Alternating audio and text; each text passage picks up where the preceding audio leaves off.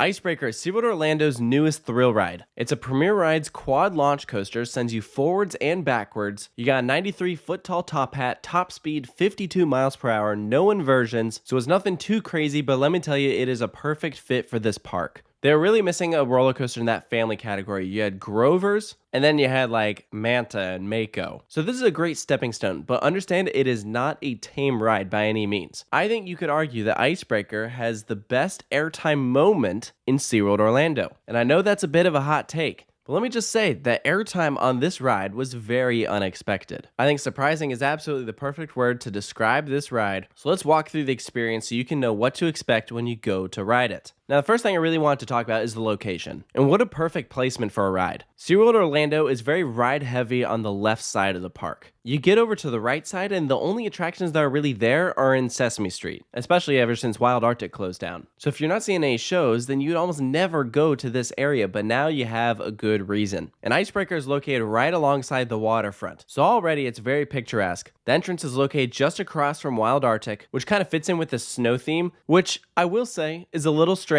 considering there is an Antarctica section of SeaWorld Orlando, and that's not where this ride is located. So yes, it is a little strange, but I don't think it's a big deal. What I would have liked to see more of though is theming. Icebreaker has a nice entrance, don't get me wrong. You have some ice caps on either side of the entrance that you walk right in between, and you'll notice some kind of snow gear sprinkled throughout the queue, but for the most part, it's bare bones. Which, I mean, let's be honest, you don't exactly go to SeaWorld Orlando for, like, world-class theming. They certainly do it well when they want to. I think it was a missed opportunity not adding some more iceberg-like theming during certain moments of the ride. But, I mean, oh well, it doesn't make or break the attraction. It's nice the queue at least has something, but don't expect a lot. When you enter your station, you can pick one of 9 rows. There are 18 riders per train. And if you've ridden Tigris or Tempesto or Electric Eel, these trains are almost identical. So yes, be prepared to struggle to take your seat. It's a little tight in there. And it wouldn't be a full review without mentioning the comfort collars. Those are added not as a safety measure, but to just make riders feel safer while they're riding, which I get because they're trying to appeal to a younger age range. You can ride this at 48 inches, but when the ride doesn't even go upside down, it does make you kind of wonder why they didn't just go with a lap bar. Maybe it's because with just a lap bar, it would have felt more thrill. But I don't think the comfort collars are as bad here. They just don't really do anything. So the good news is that it doesn't restrict you from getting airtime. And trust me, you will be getting airtime on Icebreaker. I would recommend the front and the back row for this ride.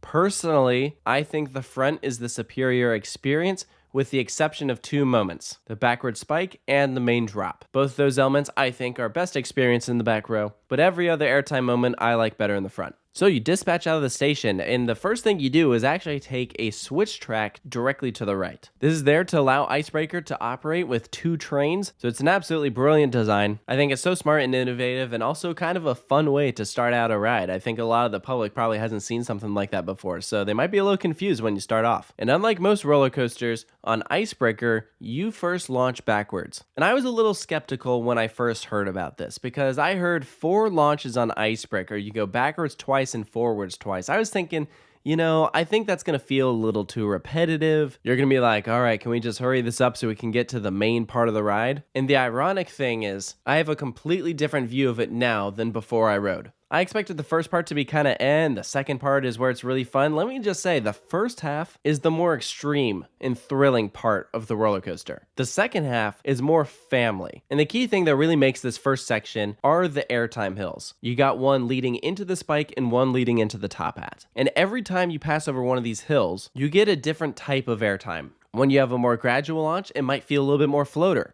But when you fly over it at full speed, forwards and backwards, it is absolutely ejector airtime. The single best moment on Icebreaker, in my opinion, is when you take the forward launch at full speed and hit the bunny hop into the top hat. The airtime is ridiculous, and you can really see that here in this on-ride. We just shoot up out of our seats. And that's what makes this ride so fun is SeaWorld Orlando did not have ejector airtime. Mako is all floater. It's amazing floater, probably the best floater airtime in the world. But ejector airtime and floater airtime are 2 different experiences. If you're a bigger fan of ejector airtime, you might like this ride more. It's just going to come down to personal preference. So I'm a big fan of that. I'll talk about the spike here real quick. This is actually beyond vertical. They're calling it a junior scorpion tail. You reach it at a 100-degree angle, and you really only feel that when you're in the back car. That's why I say you really should ride this more than once. It does feel beyond vertical, but not too much. I wouldn't say it's anything too crazy, but this is really fun. It's a cool sensation being all the way in the back of the train, looking down at the pathway. So I can appreciate it, and it's why I enjoyed this first half so much more than I thought I would. And right after that spike, when you hop down and hit your max speed, you really do rocket up and over that top hat. This is also some fun airtime, both in the front and the back. In fact, I wouldn't even say there's a bad row on this train. An underrated spot, in my opinion, is probably row 4, that front row of the middle car. Premier really designed a ride that is full of great moments that's going to be enjoyed in any spot. And this is a great top hat, and it's not even a vertical drop, but doesn't have to be. It's the Velocicoaster effect. The top hat on that ride is so good, they didn't need to make it a 90-degree descent in order for you to get awesome airtime. And it's the same situation here. So now you've reached the back half of the ride, you're going to bank to the right after that drop and enter a double down. And that first hill is awesome.